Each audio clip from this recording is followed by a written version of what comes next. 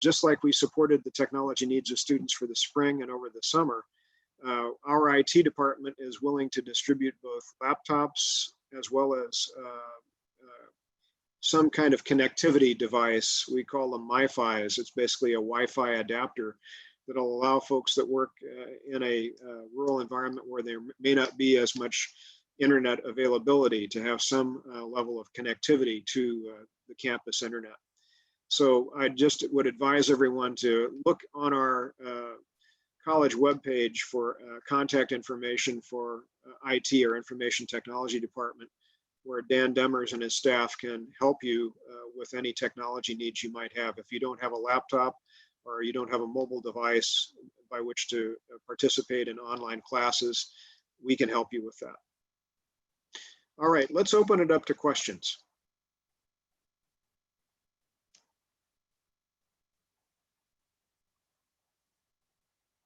I can also start calling on students. We can do it that way. I am a teacher, so I'm used to doing that. Let's start with Kendall. Since you're a new student with us, Kendall, what's your first experience, your first reaction to Reedley College? What do you like and what do you not like so much?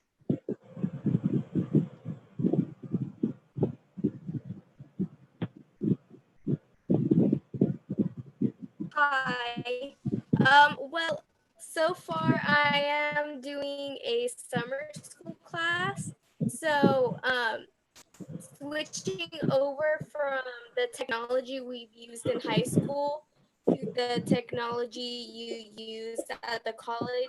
We like pull our entire KCUSD like career.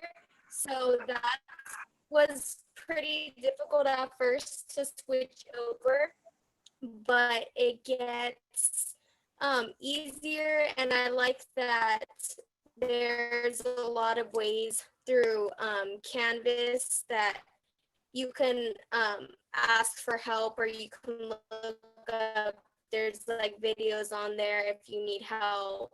So that's pretty useful to understand the switch over and to make it easier to actually do the assignments. Very good. Any recommendations for us of things that need to change?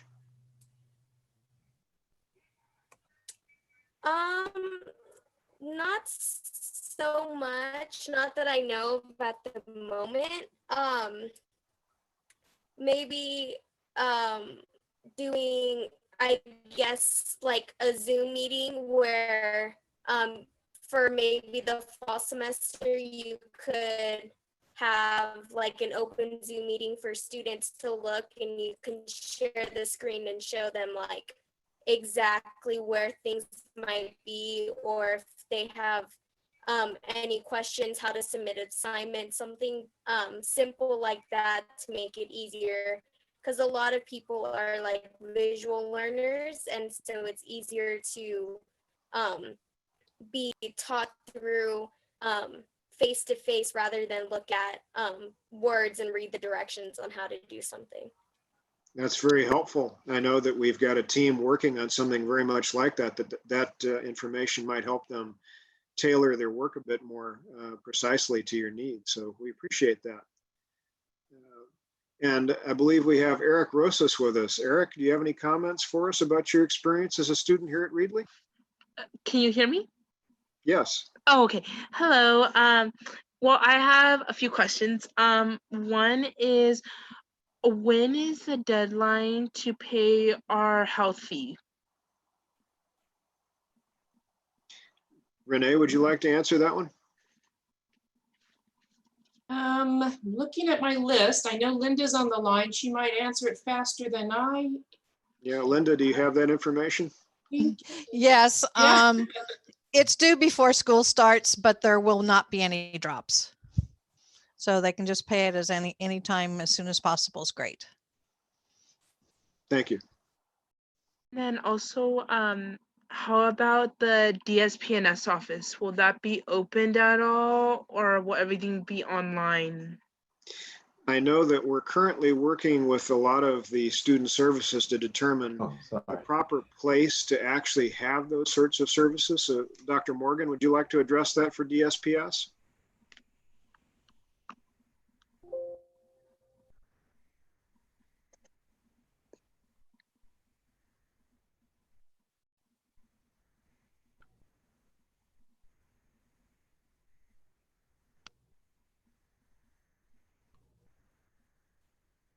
So Dr. Morgan, would you like to address that question about DSPS specifically? How are you going to provide services when needed? Currently, I'm sorry, I'm having some connection issues. I couldn't clearly hear the question. Sure. If a student needs face-to-face We are services, providing services online. Was the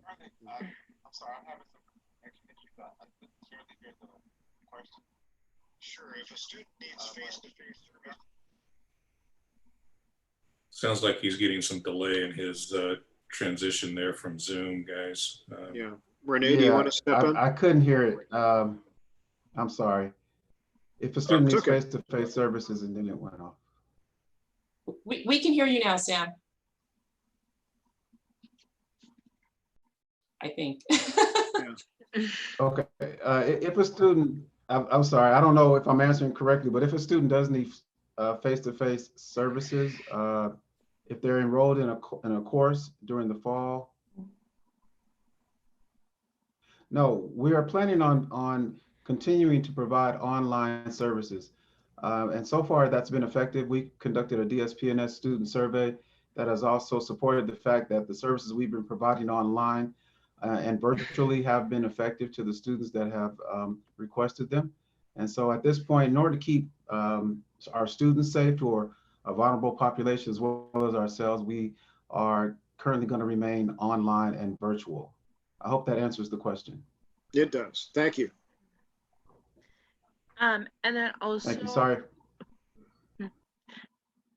And then also, how about the bookstore? Like, how do we go about purchasing books for our courses?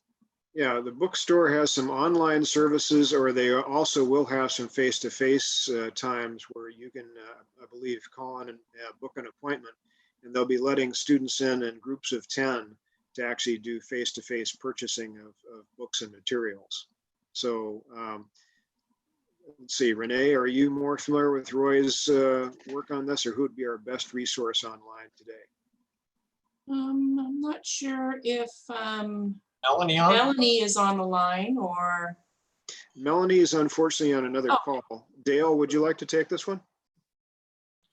I don't know Roy's specific hours. I would just reiterate what you said. Many books can be ordered online. You can get to their website through our webpage, through our website. And then he is planning on operating face-to-face. So I'm sure you can find that. I don't know the telephone number off the top of my head, but I'm sure you can find that on the webpage. And I would just give him a call, see what his operating hours are going to be leading up to the semester. May I chime in on that, Dr. Buckley? I spoke to Roy yesterday at the bookstore, and as of right now, he is doing the 9 to 3 through the end of July.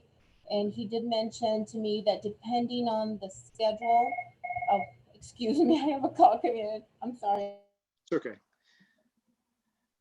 So just to review, Eric, I believe that we'll have information available on the webpage as far as the hours and whatnot. But I do know that Roy is planning on opening during normal business hours and allowing students in 10 at a time. Yes, he did mention that yesterday, that once August comes around, that they would open the front doors and allow 10 students at a time. And the hours will be adjusted depending on what the school, the services, correct. Yes. Yeah, very good. Other questions?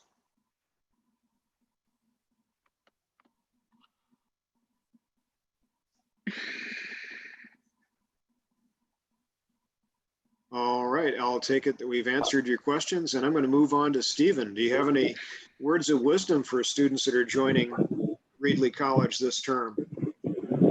Dr. B, I'm not sure if any of my words are actually considered wisdom, but I mean, I just want to wish them the best of luck to get plugged in. As you were saying earlier, I do have a couple questions though before I get into some words of wisdom. Sure. You had stressed something about the student opinion, and we really want to get students participating, students involved on campus. And we had a discussion last year, and this is something that I really want to see happen on our campus, is there's really no outlet for students to provide feedback. right? You know, a student takes a class and they didn't like it for some reason. Where do they go with that information? You know, where do they go to provide us the necessary feedback that we need? A student, you know, has an experience on campus, whether it's good or bad. You know, how are they able to express that to administration without knowing where to go? So I think if we can get some sort of a student opinion feedback, some kind of a link where they can, you know, drop some tidbits for us, I think that would be great. And I'm wondering what your thoughts are on that. Well, my thoughts span back 30 years on that one, from the time I was a tenured candidate to the time I became a tenured faculty member and then into administration. The problem is that we do have faculty associations that help govern the contract by which faculty work in this environment. And so we have to be cautious that if we create feedback, that it's not feedback that would be used during the formal evaluation process. Having, however, taken classes within the CSU system on 2 different campuses, I'm familiar with the system by which at the close of each class, the CSUs gather information for the faculty, and they're allowed to basically then use that information as they will. I'd like to see some kind of voluntary feedback system created. In fact, it could be created and offered through Canvas, which was really very much like what San Diego State did. They used their course shell system to collect and administer those sorts of surveys of students as they finished their classes. So I'm sure that on the Reedley campus and maybe through our guided pathways work, we can have further discussions on that. And I can take that on through our human resources team to see if the faculty association would be amenable to making that change. I think it's important. I think we need to have a continuous improvement mentality and a continuous improvement mechanism so that feedback can be gathered and used to basically improve the work that we do. So I appreciate that suggestion. Yeah, definitely. I saw a comment, maybe even like a Canvas, like a comment card or a comment box, you know, just drop it in some tidbits of just helpful development that we can take and be more constructive with. Yeah, Another ironic, we actually started to create drop boxes for feedback just before COVID hit. And I think we kind of got derailed on that because everybody left campus. So we can do both the electronic and the physical feedback. Yeah, definitely. And then we've seen budget cuts hitting our system pretty hard.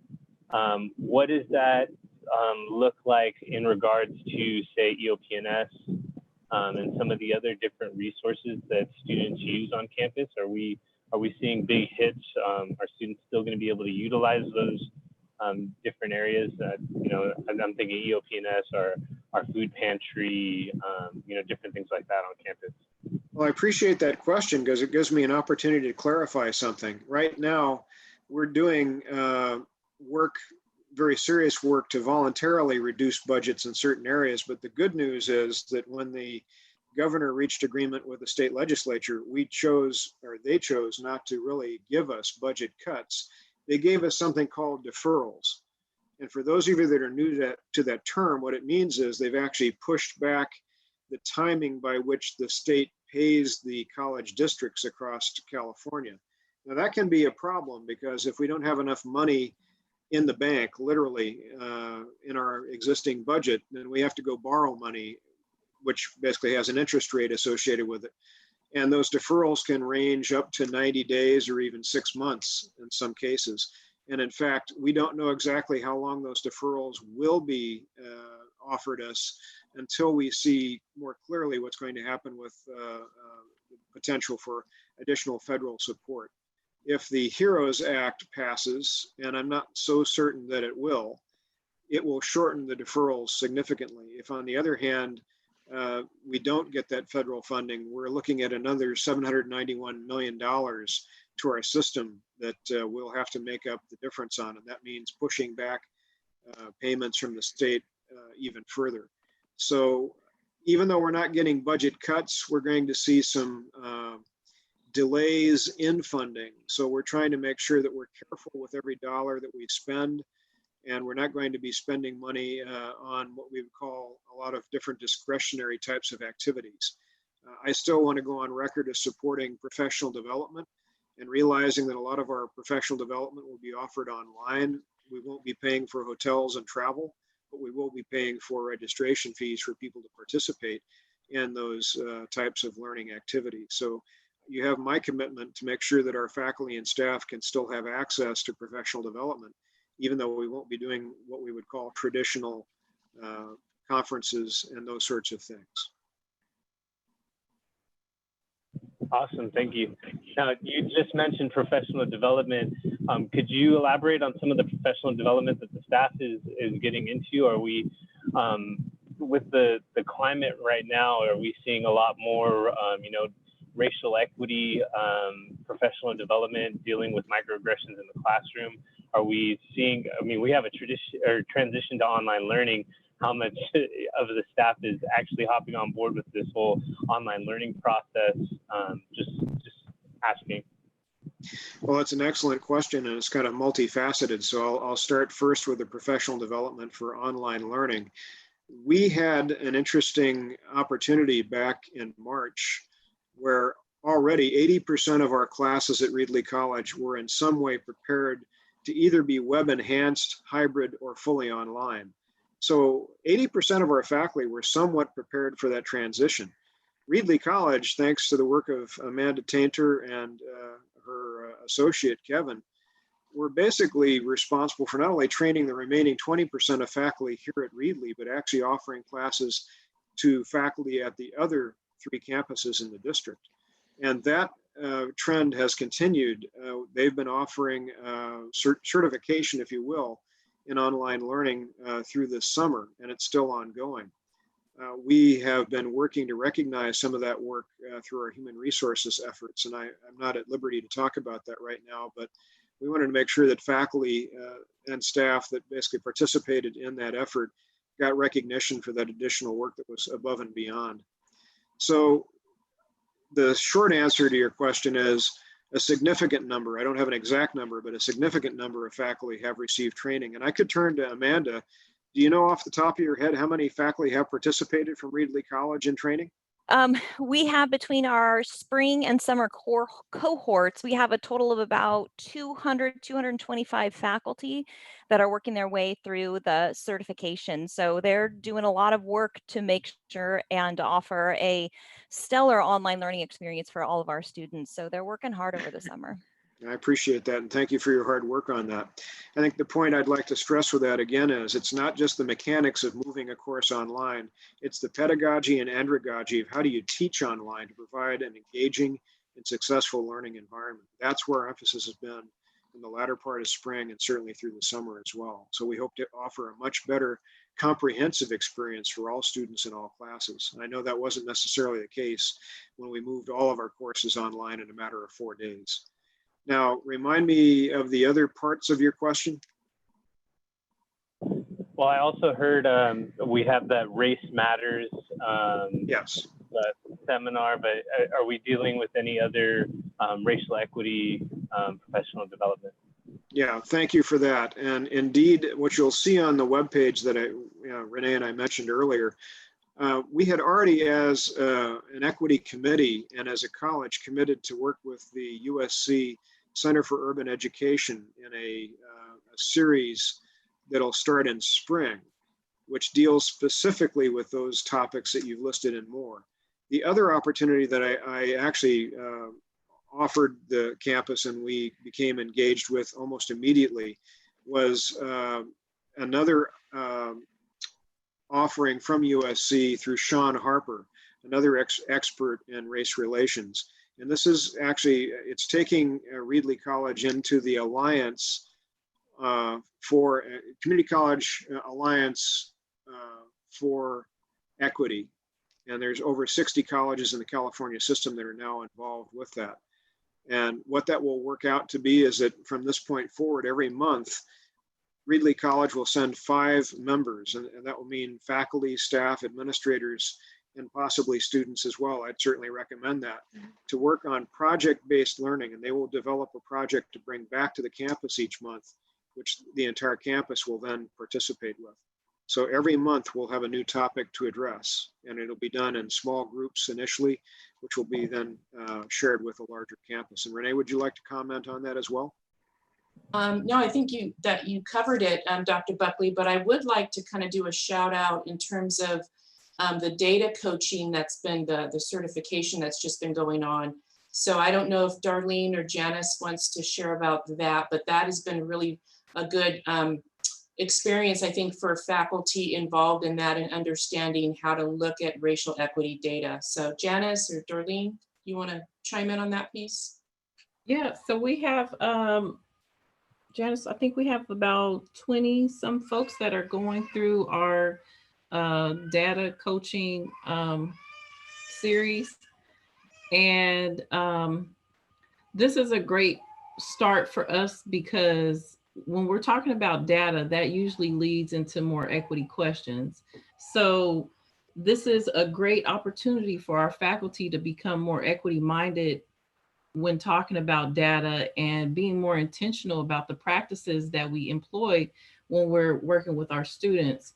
So we see this as an opportunity to create more change because there's more folks that are on the ground level having very deep conversations about student outcomes and what we can do as practitioners to support our students.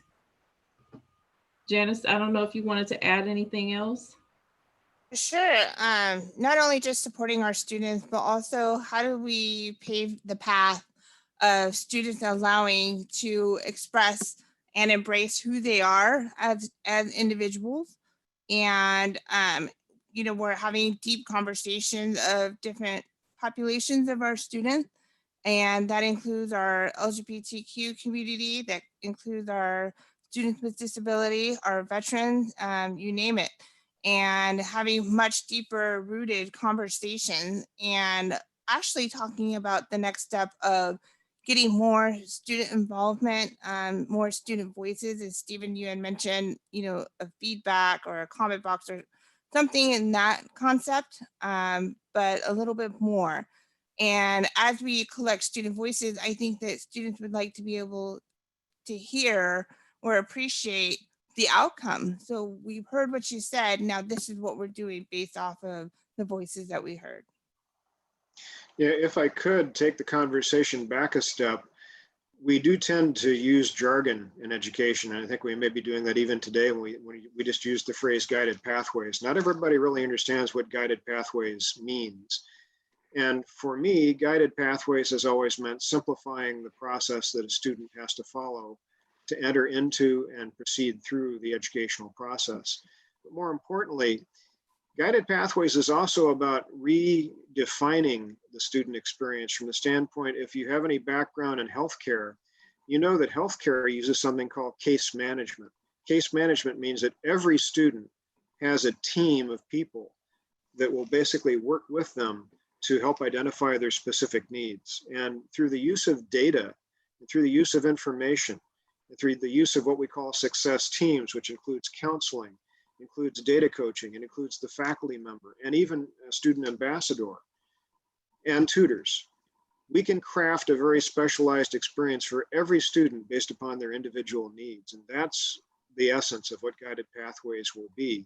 And it means literally that the data that we can access on a student, maybe even coming out of high school, will help us craft the experience for them more appropriately to meet their needs. And we want to basically celebrate every student's culture, as Janice mentioned. One of the hopes that I have is that in the next few years, when we finish building the Fine and Performing Arts Center, that can be a location where we actually celebrate the cultures that make up the Reedley College community. No matter what that background is, we can have special events, and we can even do it before that's ever even built. Many things that we can do on campus that we haven't done recently that we might bring back after we can rejoin each other's company face to face. Otherwise, we'll have to figure out how to do it virtually, which is even a bigger challenge. But we need to celebrate what makes our culture rich and diverse, because through diversity, we have strength. Awesome. Thank you for that answer. and the explanation. I know a couple of our students have their hand raised, so we'll go to them. I've seen one comment in the chat was asking, how do they know what pathway program they're in? How do they know where they were placed because of their major? Excellent question. Renee, would you like to handle that one, or Kurt? Yeah, Kurt or Samara, you want to jump in and talk about what we're planning for the fall for Tiger Preview and our pathway activities? Yay! Absolutely. So we are in the process of planning what we're calling Tiger Preview. Tiger Preview is going to occur before the semester starts, and it's really going to provide students with the information and the resources and really the strategies on how to be successful for the fall. So we're going to highlight the services that we're going to be offering remotely, but we're also going to be promoting the pathway orientations. During the first week of the semester, we have 7 pathways, but the pathways are going to be introduced during the preview, but we're going to have pathway specific orientations and activities the first week of the semester. There's another design team that Samara is a part of that's working on more of the content around those orientations. But Kendall, to answer your question, it is based on major. And again, we have 7 pathways, and we're going to roll those out to students this year, and we're going to help them identify their pathway and then get them in connection with their success team that's going to be with them throughout their experience at Reedley College. And then, with our new students that are coming in, we're going to make sure that they get linked to their pathways as well. So there's a lot of stuff that's in the works, and it'll be coming soon. Samara, would you like to add to that? That was a great overview. Students are also going to be able to see their pathways in Starfish. So I know we have not rolled that out. That'll be getting introduced through the orientations. But we will be using Starfish for all of our appointment scheduling and different services on campus to help you connect with the people that are here to help you. And one of the things that you will see in your Starfish Success Network is the pathway that you are associated with. So I think one way to summarize that information is that when you join Reedley College as a student, you don't just have faculty members that you can identify with. You're going to actually have a counselor and a number of other people that you'll be working with throughout your career here to basically meet your educational goals, whatever those happen to be. All right, other questions? Kendall, did you have another question? I saw that your hand was raised. Oh, no, I didn't. I just never put it down from when we had to raise them in the beginning. Okay. Eric, did you have a question? I saw your hand was raised also. Yeah, I forgot to. I do actually, but that was back at the beginning. I forgot to put it down as well. But I do have a question. So, for those of us that don't know, like, what Starfish is, will there be like will there be like a meeting to introduce what Starfish is? Yeah, so we're planning on an introduction to it being part of Tiger Preview, and it will also be part of the pathway orientations. And we're also going to be doing some updates to our website. So there's going to be a lot of different resources. Can't give you specifics on everything right now because we're still finalizing the plans, but we will definitely make sure that there are resources to introduce you to what Starfish is and how you can use it.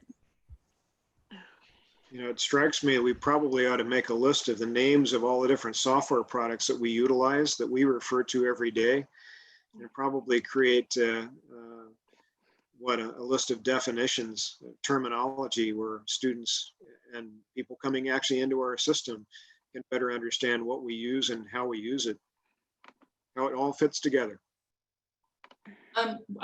Kurt, do you have any information about for Kendall as far as when to expect something to go out to let students know?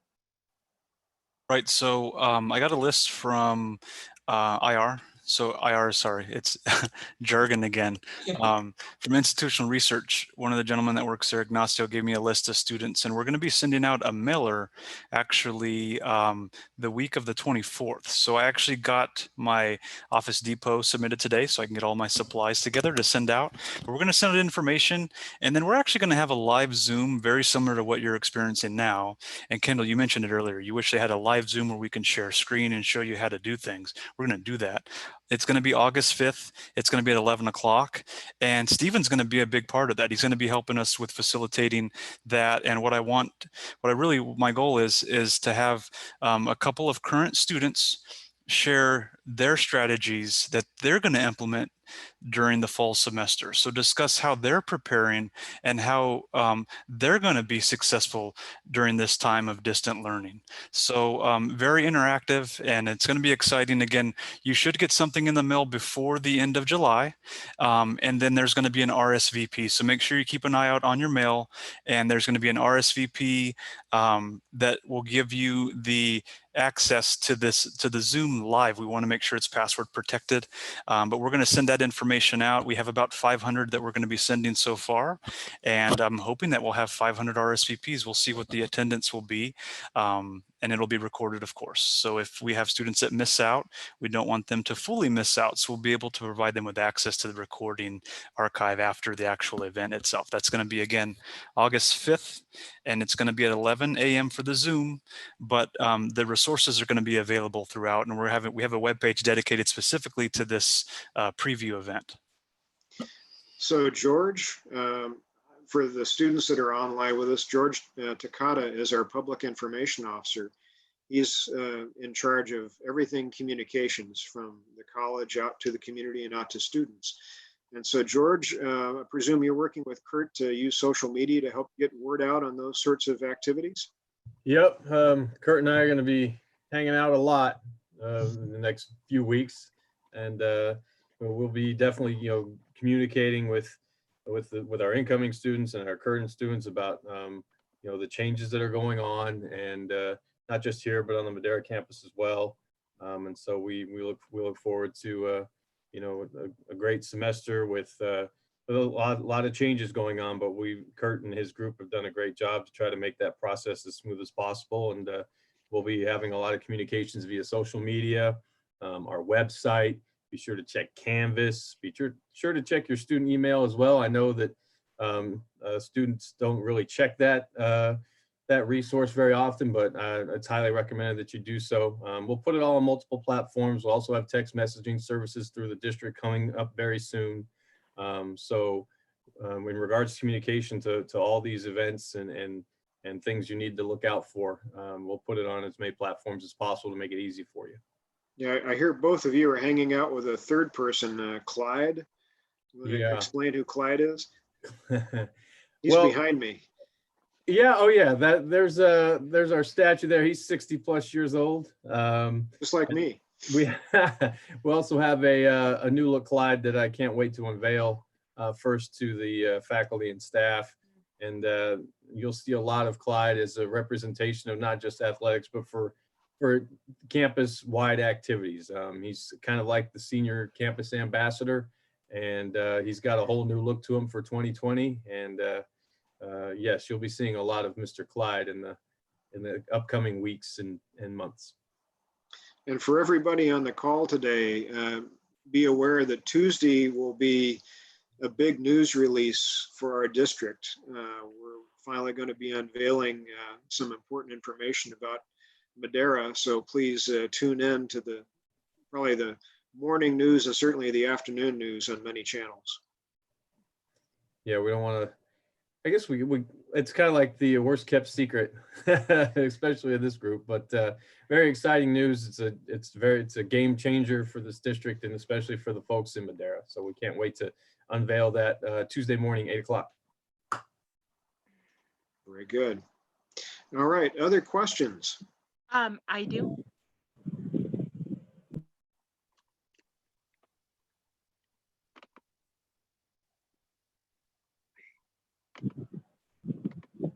Did you say you had another question? Yes.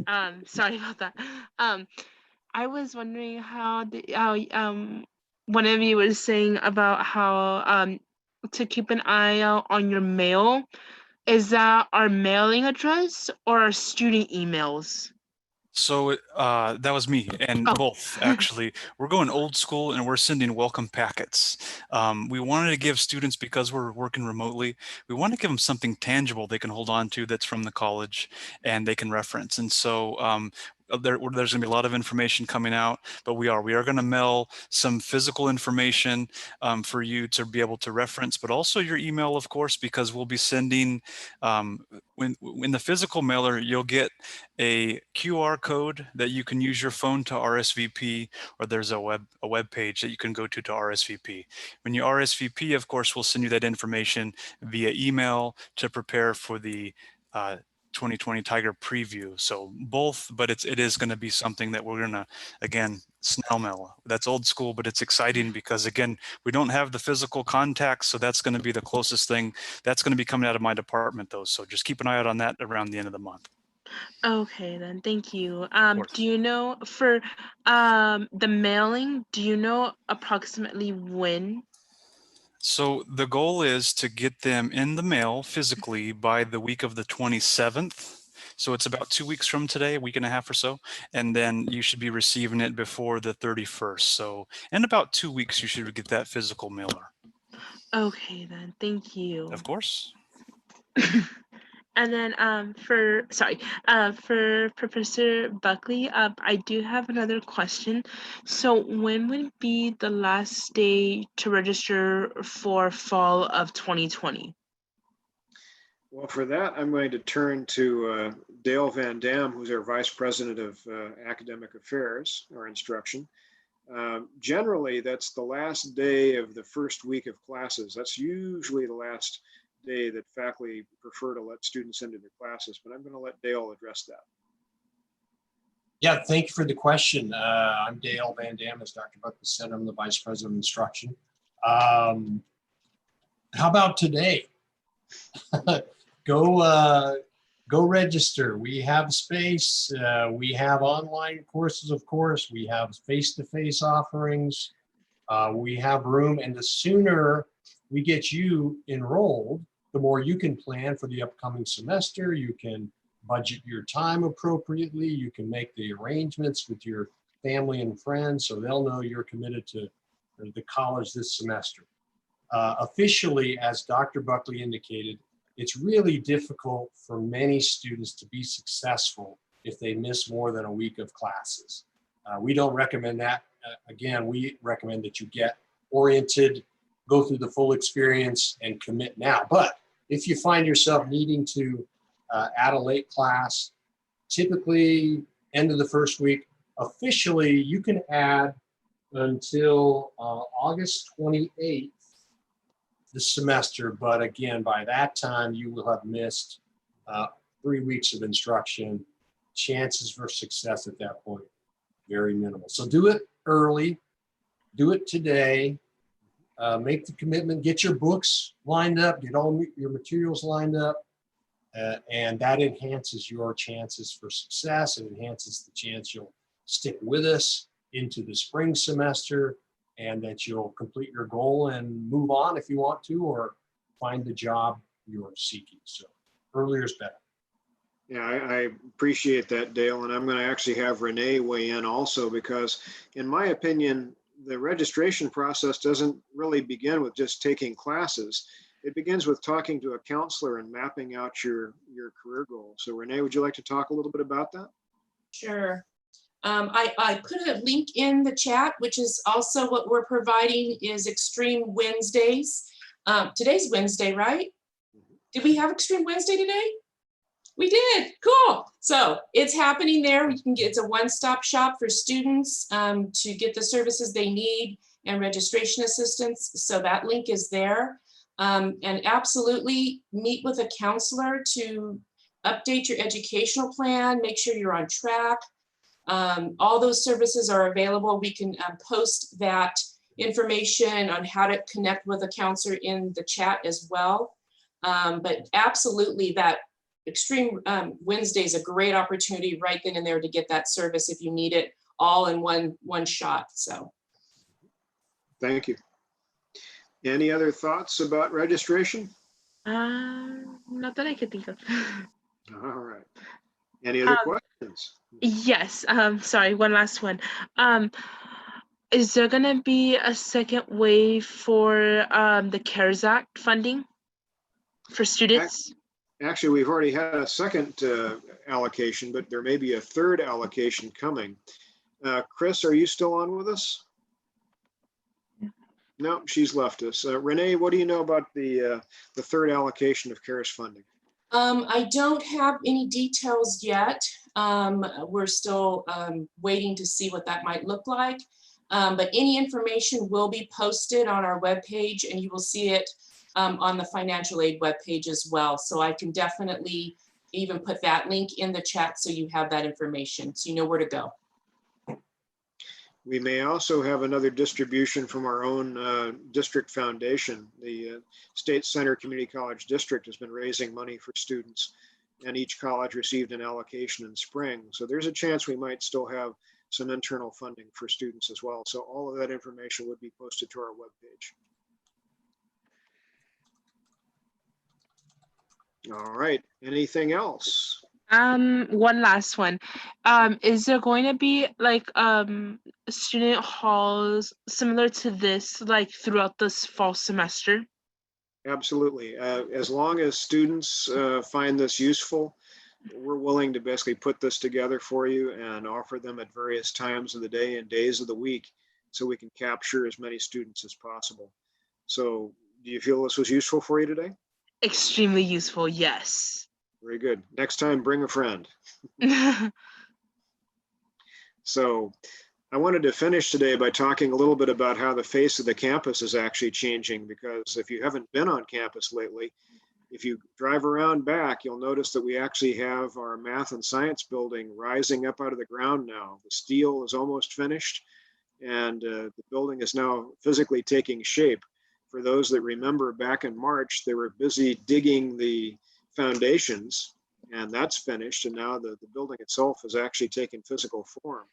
So that's one that's changed. We also have begun work on the Child Development Center and our early childhood education program. So you'll notice new portable buildings in a different location on campus, and they're clearing the footprint where the new Child Development Center will go. After 17 years of planning, we finally have funding to build the silly thing. So it's having been at this a long time. This is my 31st year in higher education. I'm somewhat appalled at the fact that the most important students are the ones that are less than 5 years old, and we have supported them on almost every college campus in California, but we hardly ever can find funding to build permanent structures. So I am so happy to be able to celebrate the fact that our Child Development Center and our early childhood program will have a permanent home now after 17 years of planning. So that's important. You should also know that we fully funded the Fine and Performing Arts Center, and we're going to be breaking ground hopefully within the next 12 months on that, which is at the north end of the campus, right there off of Reed Avenue where the orchards start currently. We'll be in the process of relocating some of the irrigation equipment. In particular, there's a primary well there that has to be moved before we can actually begin construction. The other important news was that last week we met to discuss an initial project proposal for a new building that's on the master plan, but it hadn't really received much recognition until really Renee Craig Marius and the rest of the student services team started talking about remodeling the student services building. Well, it turned out when they ran the numbers that received enough points in the state evaluation process that we were able to move that project forward. And we're now actually formally proposing it to the state. And we hope to have that built within the next 3 to 5 years, assuming we can find state funding to support it. So that would mean we have a brand new student services building and what I'm going to call a student gateway to the Reedley College campus.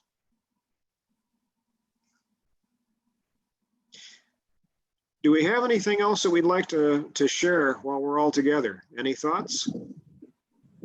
Dr. B, I saw in the chat, Vanessa Leva had put that the Tiger Pantry is going to be open Monday, Wednesdays, and Thursdays from 9 to 11 a.m. for students to come and grab groceries from our campus. That's good. That's excellent. You know, I should also mention, or maybe Renee would like to, there's been a change in some of our funding.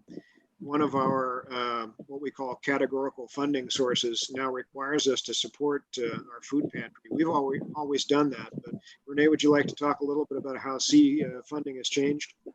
Yeah, so the Student Equity and Achievement Program, C program, which is really kind of the combination of our basic skills money and our equity funding and student support and success services money, got put into one bucket. But what it really does right now is it's prioritizing food pantry and services and funding to go to that. So that is going to be a priority. You know, we often have grants from the state that can help to do that, like the hunger free funds, but those aren't always sustainable. And so the C program will be able to provide that ongoing resource. In addition to any type of funding and resources we can get from our community members as well, we will continue to do that, and also from the food bank. So yeah, we will continue to serve students in that way. Thank you for that. And I wanted to thank everyone who's on the call today on our Reedley College team. It's really a pleasure working with you all. You're amazing professionals, each in your own right. And Rosa, I want to recognize you as the voice of Reedley College. I know you just met an anniversary date, and I wanted to celebrate that with everyone publicly. You are an amazing person because you answer every phone call that comes to Reedley College, and you're an amazing professional. So thank you for your service. Thank you, Dr. Buckley. Appreciate it. Anyone else? Any other thoughts? Thank you, Rosa. One other thing, Dr. B, the Student Senate had put out a survey for students during this COVID pandemic, and we were just trying to gauge the student climate and how they were feeling.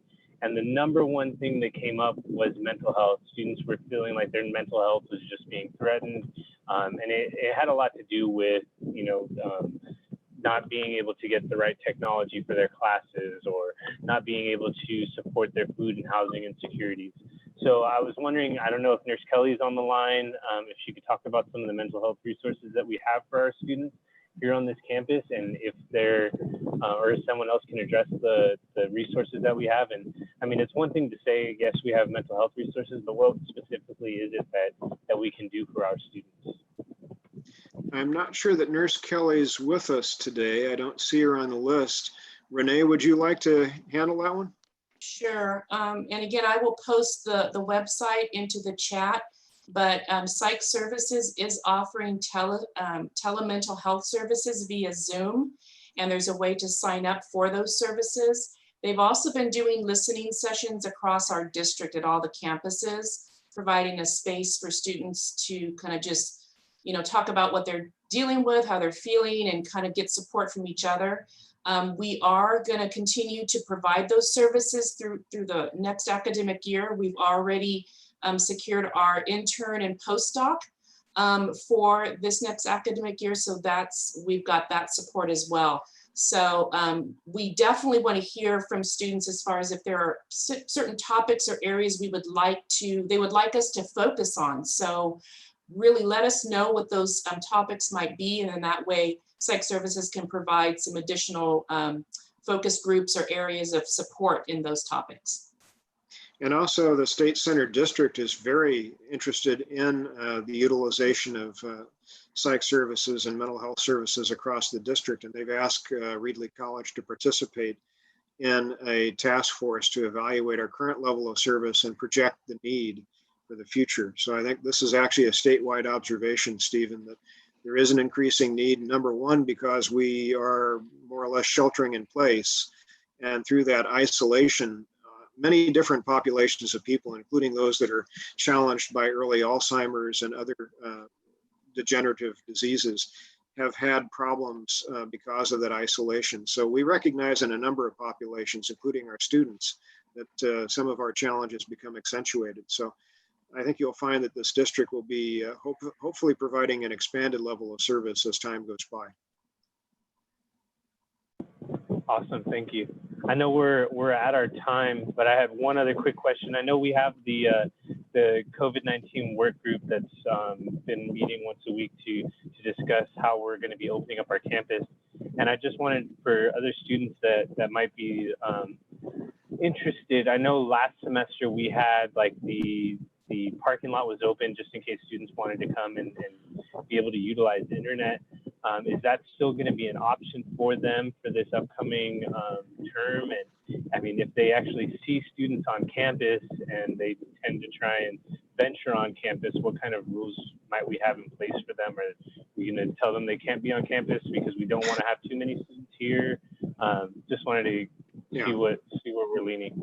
That's an excellent question, because really our campus will not be closed this fall. It'll be, if you want, partially open.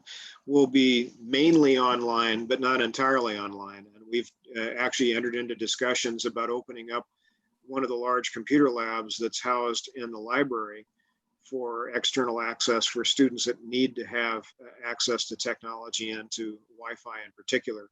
We've also engaged in conversations about how to expand access really outside the buildings as well. But if we think about what the physical climate's like in August and September, it's not really very conducive to working outside. So we're trying to find ways to provide socially distanced access to some Wi-Fi locations on campus to make life easier.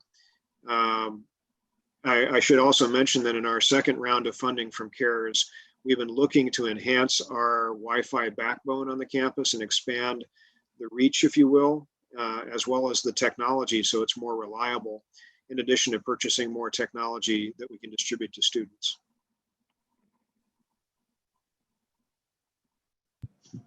Awesome, thank you. I don't think there's any other questions out there. As always, thank you so much, Dr. Buckley, and the rest of the administration and staff that are on this call. We really appreciate you dedicating this time for students and being able to answer all of our questions that we have. So we really look forward to fall 2020 and all that has to bring for us.